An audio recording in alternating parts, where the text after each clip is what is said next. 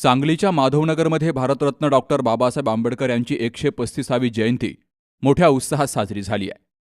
भारतीय राज्यघटनेचे शिल्पकार बोधिसत्व महामानव डॉक्टर बाबासाहेब आंबेडकर यांची 135वी जयंती सांगलीच्या माधवनगरमध्ये पोलीस टाइम्स न्यूज आणि लोकभूमी सांगली न्यूज यांच्या संयुक्त विद्यमानं मोठ्या उत्साहात साजरी झाली आहे.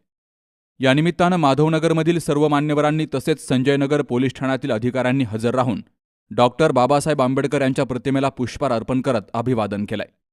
अनेक मान्यवर, लोकप्रतिनिधी आणि सामाजिक कार्यकर्त्यांनी त्यांच्या विचारांचा जागर करून समाजातील सर्व घटकांनी समानतेच्या मार्गावर चालण्याचा संदेश दिला. डॉक्टर बाबासाहेब आंबेडकर यांनी आपल्या आयुष्यात सामाजिक अन्याय, अस्पृश्यता आणि भेदभावाविरोधात कठोर लढा दिला.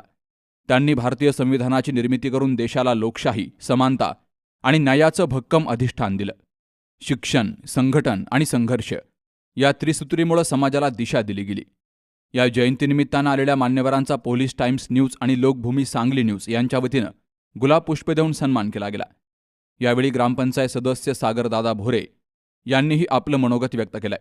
या कार्यक्रमाला संजयनगर पोलीस ठाण्याचे निरीक्षक सतीश कदम, सहाय्यक पोलीस निरीक्षक ज्योतिबा भोसले तसेच सर्व कर्मचारी, माजी जिल्हा परिषद उपाध्यक्ष शिवाजी उर्फ पप्पू डोंगरे, ग्रामपंचायतीचे सरपंच अंजुताई तोरो, उपसरपंच राजकुमार घाडगे, ग्रामपंचायतीचे सदस्य सागरदादा भोरे, सामाजिक कार्यकर्ते सुनील देवकुळे, प्रवीण माने, अशोक कसबे आणि ग्रामपंचायत सदस्य, पदाधिकारी, मान्यवर यांची मोठ्या संख्येनं हजेरी होती.